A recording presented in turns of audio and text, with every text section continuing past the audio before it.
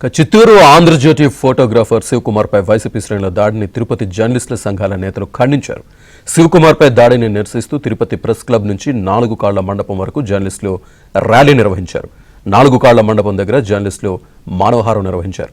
దాడికి పాల్పడ్డ వారిని వెంటనే అరెస్ట్ చేయాలని డిమాండ్ చేశారు. దీనికి సంబంధించి మరిన్ని వివరాలు మా ప్రతినిధి దినేష్ అందిస్తారు. నిన్న బంగారుపాలెంలో ఆంధ్రజ్యోతి ఫోటోగ్రాఫర్ శివకుమార్ పైన దాడి చేయడంతో ఈరోజు తిరుపతిలో అన్ని పాత్రికేయ సంఘాలతో పాటు వివిధ ప్రజా సంఘాల వాళ్ళు కూడా నిరసన వ్యక్తం చేస్తున్నారు. మనం చూస్తున్నాం, ఆంధ్రజ్యోతి ఫోటోగ్రాఫర్ పైన దాడి చేసిన వాటిని శిక్షించాలని చెప్పి నినాదాలు చేస్తూ ర్యాలీగా వచ్చినటువంటి వాళ్ళు మానవహారం కూడా నిర్వహిస్తున్నారు. ఇక్కడ ప్రెస్ క్లబ్ తో పాటు ఏపీ డబ్ల్యూజే నేతలు కూడా ఉన్నారు. వాళ్ళని అడిగి తెలుసుకుంటాం. చెప్పండి, దాడిని చూసినప్పుడు మీకు ఏమనిపించింది? పెద్ద ఎత్తున నిరసన కార్యక్రమం కొనసాగిస్తున్నాం. నిజానికి శివకుమారు మీ కార్యక్రమానికి ఏం ఆటంకం కలిగించలేదు, మీ కార్యక్రమాన్ని ఫెయిల్యూర్ చేయాలని భావించలేదు. కేవలం తన డ్యూటీ తాను చేస్తున్నాడు. అత్యంత అమానుషంగా ఒక అల్లరి మోక ఒక్కసారిగా ఆయన చుట్టుముట్టి మూకుమ్మడిగా దాడి చేసి బరి తెగించి అలా చేయడాన్ని మొత్తం తిరుపతి మొత్తం యావత్ 2 తెలుగు రాష్ట్రాల్లోని పాత్రికేయులంతా కూడా పూర్తి విస్మయం వ్యక్తం చేస్తున్నారు. ఎవరైతే శివకుమార్పై దాడి చేశారో వాళ్ళందరినీ కూడా ఇవాళ సాయంత్రంలో అరెస్ట్ చేయాలని చెప్పి తిరుపతి మీడియా తరఫున మేము డిమాండ్ చేస్తున్నాం. మేము వార్తలు రాయాలంటే ఇంక నుంచి మా శరీరానికి దెబ్బలు తాగకుండా, మా ప్రాణాలు పోకుండా మేము జాగ్రత్తగా ఉండాలంటే, వార్తలు రాయాలంటే ఇవన్నీ వేసుకెళ్ళాలి. చూసారా, ఎక్కడ కూడా వైసీపీ వాళ్ళు దెబ్బలు కొడితే మాకు దెబ్బలు రాలకుండా ఈ విధంగా మా పరిస్థితి ఏందండి. నిన్న నేను అదే ప్రాంతంలో బంగారుపాలెంలో ఉన్నాను. వైసీపీకి సంబంధించిన మోక్కులు ఒక్కసారిగా ఆంధ్రజ్యోతి ఫోటోగ్రాఫర్ శివకుమార్ని దుర్భాషలాడారు, నోటికి వచ్చేట్టు తిట్టారు, అతను చొక్కా జించేశారు. ఏందండి ఇది? ప్రజాస్వామ్యమా? ఇంత ఘోరంగా జర్నలిస్టుల పైన దాడి చేస్తారా? ఇప్పటికే పోలీసులు, బంగారుపాలెం పోలీసులు కొంతమంది పైన కేసులు పెట్టారంట. అతని పైన 10 మందికి పైన దాడి చేశారని అతని పైన. ఇప్పటికైనా వాళ్ళందరినీ గుర్తించండి, 10 మందిని అరెస్ట్ చేయండి, మరోసారి ఇలాంటి ఘటనలు పునరావృతం కూడా చేయండి. దాడికి ఉసుగొలిపినటువంటి మాజీ డిప్యూటీ సీఎం నారాయణ స్వామి మీద కూడా 307 కట్టాలి.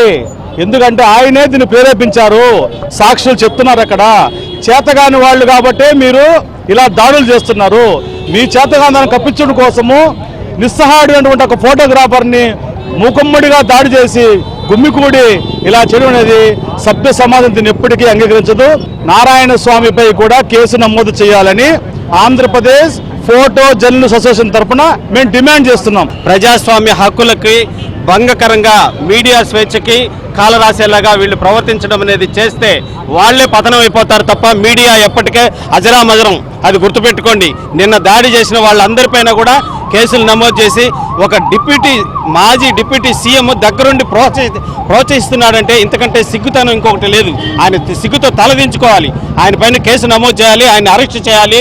ఏదైతే ఈ దాడికి పురుగులిపినటువంటి వ్యక్తులు, దాడికి పాల్గొన్నటువంటి వ్యక్తులను కూడా పెన్ననే గన్నుతో త్వరలోనే గుడ్డలిప్పి నడి రోడ్డు మీద నిలబెట్టే కార్యక్రమానికి కూడా మీడియా పూనుకుంటుందని చెప్పి కూడా వాళ్ళందరికీ హెచ్చరిస్తున్నారు. అక్కడున్న వైఎస్ఆర్సీపీ సీనియర్ నాయకులు చోద్యం చూస్తున్నారు కానీ అడ్డుకోలేకపోయారు.